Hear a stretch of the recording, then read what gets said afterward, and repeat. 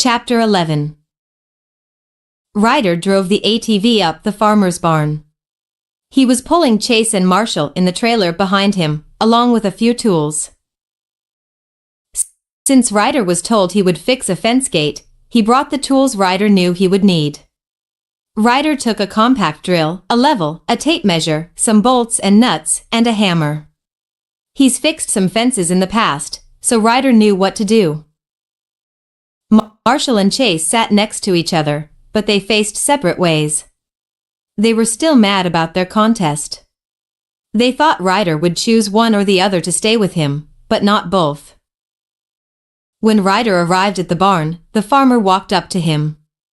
"You must be Ryder," he commented. Ryder took off his helmet. "Yep, that's me," he replied. "I was told that you have a gate that needs fixing." "Right this way," the farmer said. Ryder, Chase, and Marshall followed the farmer to the pig pen. When they got there, Ryder saw the damage immediately. The hinges were hanging on by a single screw, but the gate was leaning against the fence. The pigs were nowhere to be seen. "Where are all of the pigs?" Chase asked. "I put them inside the barn for now," the farmer replied.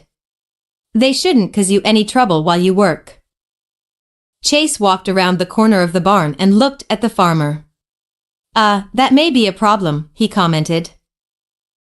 The farmer got confused by the young pup's statement, so he walked over to Chase.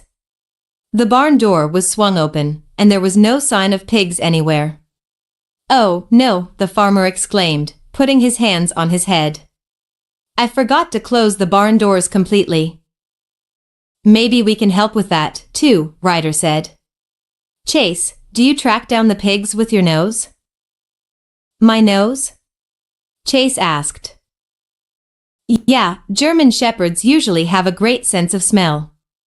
That's why they make good police dogs." Chase thought about it. He always wanted to be a police dog.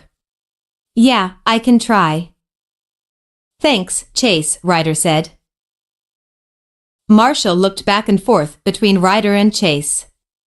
"Hey, I can help too," he exclaimed. He wanted to prove that he was valuable. "Okay," Ryder said. "Go along with Chase and help him find the pigs." "Okay," Marshall said. He looked at Chase and smiled. Chase responded with a soft growl under his throat. The farmer walked up to the German shepherd holding a small cloth. "This belongs to the pigs," he explained. "It still has their scent, so I figured you could use it."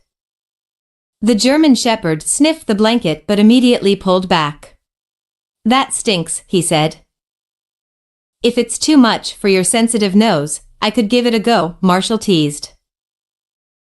"I got this," Chase responded. He took another whiff at the cloth. "It smells like banana and orange peels, dirt, and something else I don't know." "Okay, so you know your way through trash," Marshall commented. Chase growled softly, but he ignored the Dalmatian. He sniffed the air for a minute before he stopped. "I think I found it," he called out to Ryder. "Great," Ryder said. "Follow it, and let's hope it leads you to the pigs." "Okay," Chase said. He bumped into Marshall as he walked by. Chase kept his head close to the ground because he realized the scent was more distinguishable the lower he was. Chase and Marshall walked around the farm, looking for the pigs. At one point, Marshall tripped on a fallen log, rolled into Chase, and they ran into a tree. After 10 minutes, Chase and Marshall were starting to get impatient. "Are we getting closer, Chase?" Marshall asked. "Not since the last time you asked me 5 seconds ago," Chase said. He bumped into a tree and fell backward. "Ack," he said, and he rubbed his head. Marshall laughed. "Guess I'm not the only one who trips, huh?" he said. "Yeah. Well, you're the only one who trips every 10 minutes. I'm starting to think that you're doing it intentionally." Marshall's cheeks turned red with anger. "Why would I be doing it on purpose?" Chase got up and looked at him. You tell me. I have never met anyone who can be so clumsy. How do you plan to help like that? And I have never met anyone so bad at their one job. You couldn't find a few pigs. And yet you still call yourself a German Shepherd. At that point, Chase and Marshall were inches away from each other. They were about to keep talking when they noticed some movement in the corner of their eyes. Chase and Marshall turned and realized that it was a group of pigs. They were grazing the field, eating the fruits that fell from nearby trees. Chase sighed and walked over to the pigs. He and Marshall started them towards the barn, but they didn't talk to each other on the way back. They thought about what the other one said and whether or not it was true. They couldn't help but believe that it was partly correct. Ryder was leaning against the fence next to the fixed gate. The farmer was leaning on the gate, testing its durability, and ultimately impressed by the handiwork of the 10-year-old. You found them, Ryder said. Yeah, Chase and Marshall said in unison. How did it go? Ryder asked. It was okay, Chase said in a shallow tone. He and Marshall jumped into the trailer and sat down, facing in opposite directions from each other. Ryder frowned. Something's wrong, he thought. I have to figure out what. Continue to next part. Add.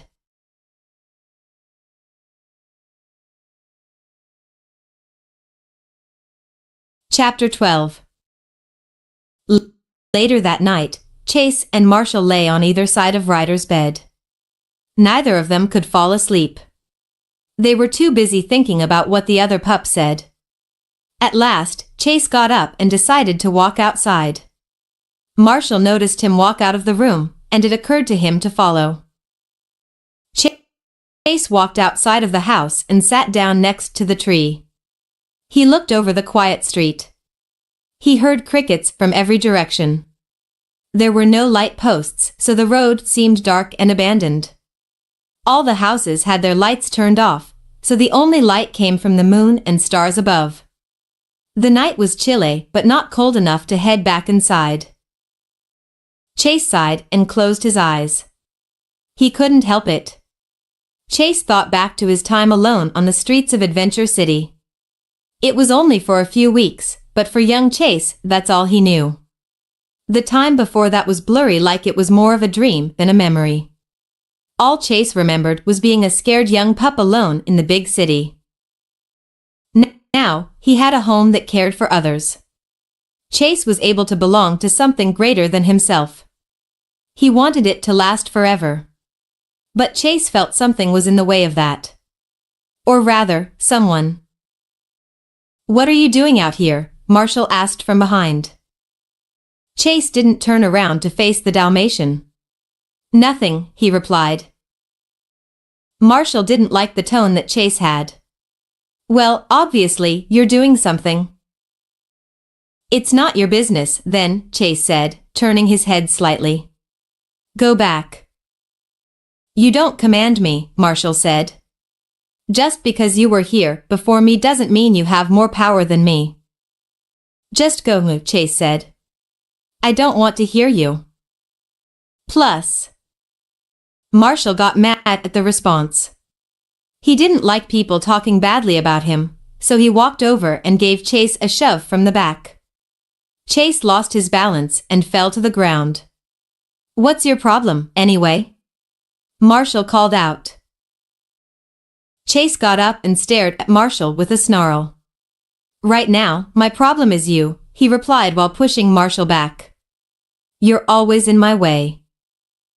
Marshall ran forward and tackled Chase to the ground. Chase used the momentum to push Marshall over him and onto a flower bush nearby, which luckily did not have thorns. Marshall got up quickly and ran towards Chase. He jumped at Chase and pushed him into the tree, causing some apples to fall on the ground. Chase used his paw to smack Marshall off of him. While Marshall was down, Chase pinned him so he couldn't get up. Give up, Chase growled. No. Marshall yelled. Marshall freed his hind legs and pushed up on Chase's stomach, making him tip over. Chase quickly got up, angrier than before, and stared at Marshall. He was done with the Dalmatian. He ran towards Marshall, lowered his head, and plowed the white pup over. Marshall hit his head on the parked police car and yelped in pain. For a second, his vision was blurry, but it cleared quickly. He was going to get Chase when the light inside the house turned on, and the door swung open. "What's going on out here?" Justin called out. He was wearing a white tee and gray silk pajama pants. Justin looked around the yard, making Chase and Marshall look as well. Since it was dark out, they didn't see the damage earlier. A flower bush was flattened, chunks of grass were pulled out of the yard, apples scattered on the ground, a small dent appeared in the car, and the entire yard looked like a hurricane ran through it. Plus, What happened? Justin asked, raising his voice. He looked down at the pups, who were now covered in dirt. Ryder appeared from behind his dad, trying not to get noticed. "You two," Justin called out to Chase and Marshall. "This is unacceptable. You both must learn how to behave if you want to be part of this family." "Sorry, sir," Chase spoke up softly. "I don't want to hear it," he said. "Get inside and go back to bed. We'll deal with this in the morning." "You're lucky Ryder didn't wake up." Ryder, hearing this, rushed back to his room before his dad could see. Chase and Marshall crept slowly past Justin into the house. They didn't look at him, but they could feel the disappointment he had in them. Justin stayed at the door, looking outside. He sighed, closed the door, and went back to bed. Chase and Marshall couldn't help but feel ashamed. They both just wanted to feel accepted, but they accomplished the opposite. They never felt so bad in their lives. They went to sleep wondering what Justin meant by deal with it in the morning. All they knew was that they wouldn't like it. 3. Continue to next part. Add. Chapter 13. When Chase woke up, Ryder was no longer on his bed. Chase walked out of the room and looked around. There was no sign of the young boy or his dad. Ryder's mom was prepping their breakfast. "Good morning, Chase," she told him. She wore a white apron and had a rag around her hands as she dried off dishes. Good morning," Chase said. "Where are Ryder and his dad?" Ryder's mom frowned. "They're outside," she replied. She didn't say it, but Chase got the message. They were outside cleaning up their mess. Chase ate his food in silence. Once he finished, he started walking outside when Ryder's mom stopped him. "Chase, wait," she said. "I need to tell you something." Chase gulped. Oh, you're not in trouble," Ryder's mom stated. "At least, not with me. I just wanted to tell you something. It may seem hard, but try to get along with Marshall. You both have a lot in common, but you also have things that Marshall doesn't. He's much younger than you, Chase. He was born inside a dog shelter. That's all he knows. He hasn't been in the real world like you have, Chase. So there are still things that he needs to learn. He needs someone to be an older brother to him. You have to teach him how to be brave and strong, okay? For me?" Chase thought about it. He figured that there were things that he didn't know about Marshall. And one thing Chase always wanted was a little brother. Sadly, he saw Marshall as a competition instead of a brother, and it may be too late to change that. Either way, he nodded his head. "I will," Chase replied. Ryder's mom hugged Chase around the neck. "Thank you, Chase," she said softly. She scratched behind his ear and got up. "Now, go to the backyard. There's a small pool filled with water and soap. Go rinse yourself off, please. You smell bad." Chase laughed. Okay, he said. As Chase left the house, Marshall walked out of the room. Where is everybody? He asked, looking around. Ryder and his dad are out front, Ryder's mom replied. Oh, Marshall replied. He ate the food that Ryder's mom left out for him. After eating, he sat down, staring at his bowl and the other one. What's wrong? Ryder's mom asked him. What? Marshall replied, coming out of his thoughts. Oh, nothing. Ryder's mom knew better. She dried off her hands on her apron and knelt down in front of Marshall. I know something's wrong, Marshall. You can tell me. Marshall glanced around to make sure no one was watching. I don't know, honestly. I feel bad for what happened, but I don't know what to do. I want to become friends with Chase, but he doesn't seem to want to. And now, I feel like we won't ever be friends. I see, Ryder's mom said. Well, it's never too late to make friends, even with your enemies. Sometimes you need to find something you both have in common. But we don't have anything in common, Marshall said. Actually, you do. You both love to help others, and you both are loyal and strong pups. Maybe, Marshall said. But the similarities stop there. Well, being different is not always a bad thing. You can learn from each other. You can teach each other new things, Marshall. But only if you give him a chance. I tried, but he pushed me away. Then keep on trying. Chase has a tough time trusting others, so you need to help him with that. Help him understand that he's not alone anymore. He was alone for a long time before we met him, and now, he still thinks he is. You can help him see that that's not the case anymore. You can do that, right?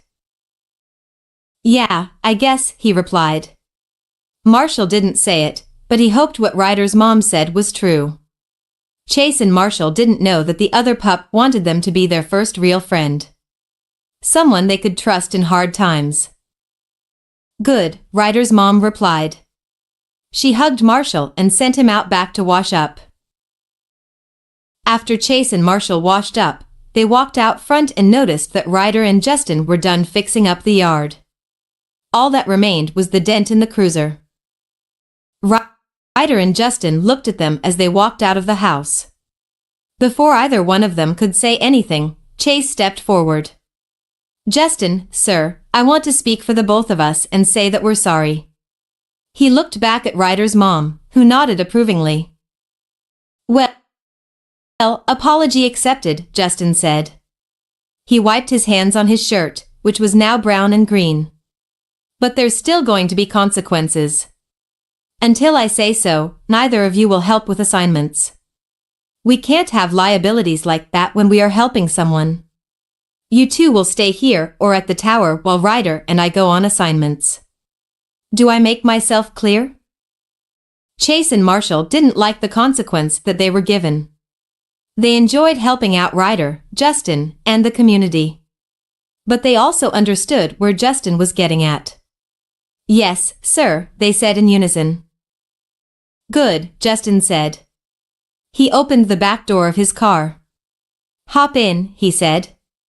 We're going to the tower. Continue to next part. Add. Chapter 14. During the next few days, Justin had Chase and Marshall clean up and help around the tower. They painted walls, picked up trash, organized material, and took things to the tower's basement.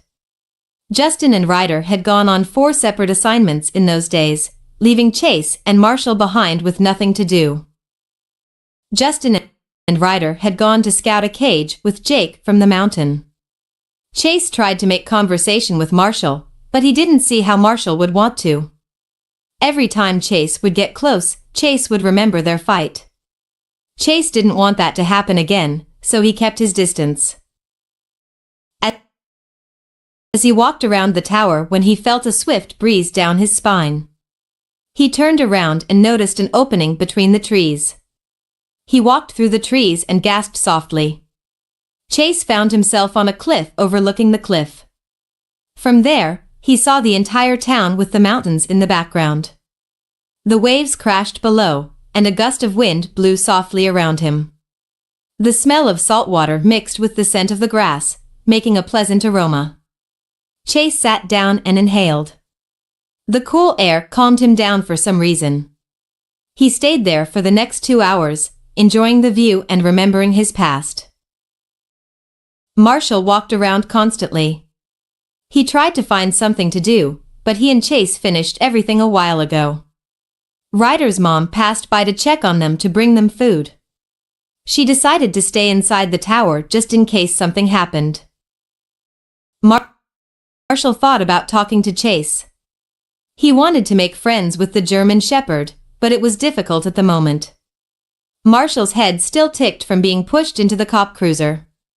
Marshall realized that Chase was much stronger than he was. He didn't want to find Chase in a bad mood and have someone get hurt even worse. Despite that, he felt that the tension between the two pups had loosened up between the two pups. Marshall looked up and noticed Chase through the bushes. He crept over to see what the German Shepherd was doing. He moved close enough that he wouldn't get caught. Chase seemed at peace. The air bristled his hair, causing little waves in his fur. His ears moved slightly to the side, but it didn't bother Chase. Marshall backed up, trying not to disrupt his alone time.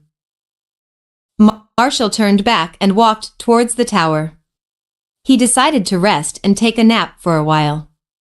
Hopefully, it would be time to eat once he woke back up.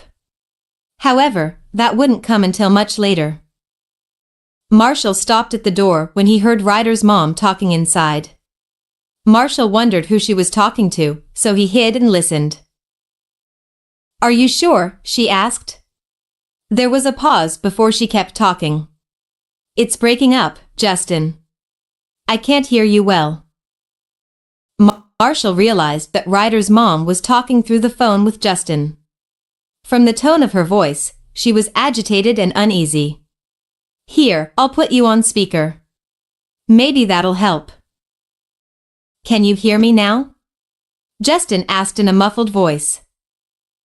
"A little bit better now," Ryder's mom said.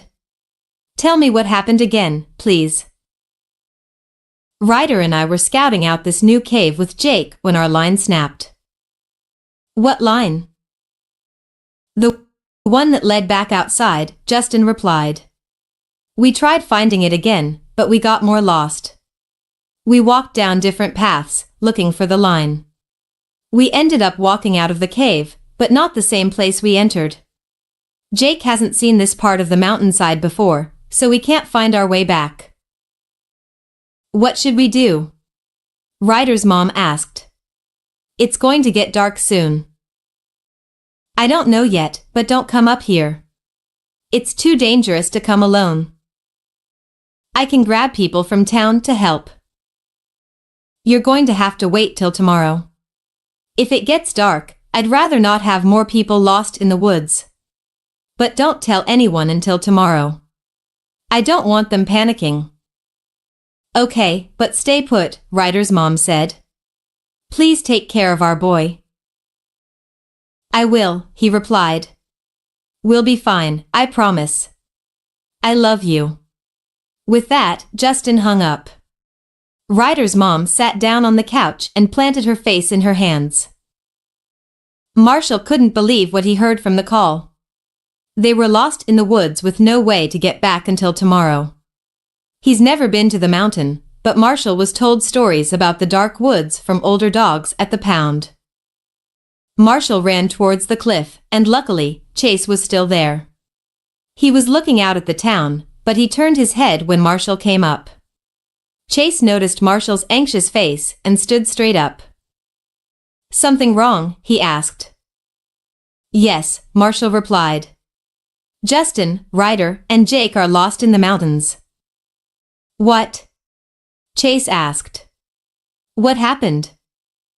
Marshall retold what he heard from the call to Chase. "They're in trouble. They won't get help until tomorrow. Chase looked at the mountain. The sun was still high in the sky, but it would set soon. We have to go find them, Marshall. Marshall looked at Chase. But Justin said. I know what he said. Chase called out. But they need help. We can track them down better than any human can. But we have to go, Chase said. Come if you want, but I'm going no matter what. They gave us a home. I can't stay here and do nothing. You're right, Marshall agreed. Together, Chase and Marshall ran down the bridge, ready to face whatever was in their way. Nothing was going to stop them from saving them. Continue to next part. Add. Chapter 15. Chase and Marshall ran through the bridge and up the main road. Since they were still young pups, it didn't take long before they had to stop to catch their breath. Plus, we need a faster way to get to the mountain, Marshall said between breaths. Yeah, Chase agreed. He looked around the area. He noticed a bald guy carrying crates of fruit and vegetables out of his truck and into a cafe. I have an idea, Chase said. Follow me. They ran over to the man. Oh, hey, pups, the man said. I know who you are. I'm Mr. Porter. Would you like a pup treat? Maybe later, Chase said, even though Marshall accepted the offer. Could you give us a ride up to Jake's mountain? Certainly, Mr. Porter replied. May I ask what's the occasion? Marshall remembered that Justin didn't want anyone to know. We need to help Jake pick some bayberries, he lied. Right, Chase? Yeah, Chase agreed. He didn't want to do it alone. That makes sense, Mr. Porter said. Hop in, pups. 10 minutes later, they arrived at Jake's cabin. Chase and Marshall hopped out of the van and walked to the driver's side. Thank you for the ride, Chase said. My pleasure, Mr. Porter replied. Hey, when you collect bayberries, could you take me some, please? I haven't had some in a while. Sure thing, Marshall replied. Have a good day, Mr. Porter. You too, the man said. He turned his van around and left the area, leaving Chase and Marshall alone. Once the vehicle was out of sight, they ran inside. As they expected, the cabin was empty. Let's look for some clues, Chase said. Anything of theirs that could tell us where they went. Marshall nodded and began to look around. At first, they didn't find anything that could help. Chase tried looking at the map, but it didn't do them much good. Then Marshall found something. Chase, over here. Chase walked over and looked at what Marshall found. That's a piece of a bag, Chase said as he sniffed it. A bag of beef jerky. Marshall looked around. Where's the rest of the bag? He asked. Chase remembered how Jake said he loved them. Chase sniffed the ground until he found the same scent and followed it outside. I got the scent, he told Marshall. Really? Marshall asked. I think so, Chase replied. But we better hurry. The scent will disappear soon. It's already fading. Then lead the way, Marshall said. Chase followed the scent down the side of the mountain with Marshall at his tail for the next hour. Ryder's mom tried contacting them, but they ignored her since she probably would have told them to return. The sun was starting to set behind them. Eventually, they made it to a cave entrance. The scent goes in there, Chase told Marshall. Chase called out his flashlight and walked in. He turned around and realized Marshall hadn't gone in yet. Marshall, you coming? Why? Yeah, Marshall said hesitantly. He walked up slowly next to Chase, and they both continued into the cave. Chase noticed a line against the side of the cave, which he figured was the one that Justin, Ryder, and Jake used. Chase and Marshall followed the rope down deeper into the cave.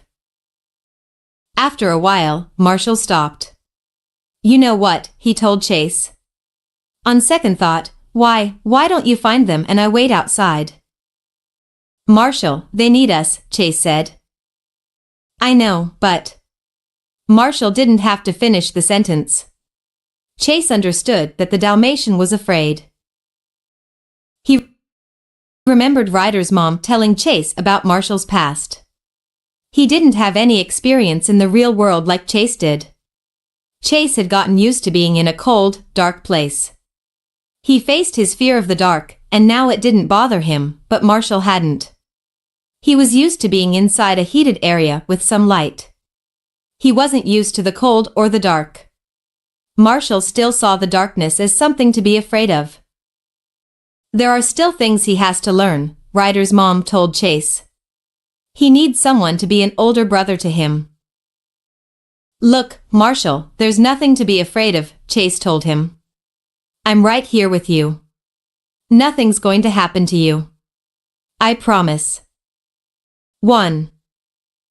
"How can you be so sure?" Marshall asked. "Let's just say I know what it's like to feel scared, cold, and dark. Trust me, everything's going to be fine." Marshall sighed. Something about Chase telling him that nothing will go wrong made him believe it. "Okay," Marshall said. He took a deep breath. "I'm ready. Let's go." Marshall couldn't help but smile. He was glad to have Chase with him. Chase and Marshall kept on going until the line stopped. Chase looked around. "Where do we go from here?" he asked. He sniffed the air. "The smell of the jerky is gone. I can't track it." "What about the scent of Justin or Ryder?" Chase sniffed around. "No, I can't find it." Chase sighed. "Some German shepherd I am. Can't even find my owners." He lowered his head to the ground and stayed silent. Marshall felt guilty for Chase saying this. He felt like it was partly his fault from earlier. Marshall also remembered what Ryder's mom said. Chase thinks he has to do everything alone. Marshall walked up to Chase. "Hey, man," Marshall said. "You're not alone. Let me help you. We can find them together." Chase looked up. "How?" "The scent's gone." Marshall scoffed.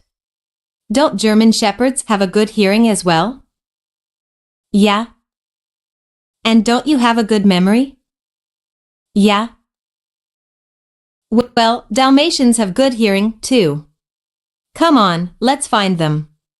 Chase got up and smiled. He was glad to have Marshall with him. Together, Chase and Marshall were able to walk through the right tunnel until— "Wait, do you hear that?" Chase asked. "Hear what?" Marshall replied. It went quiet enough that they could hear people talking. They immediately recognized the voices. "It's them!" Chase exclaimed. "We found them." Continue to next part.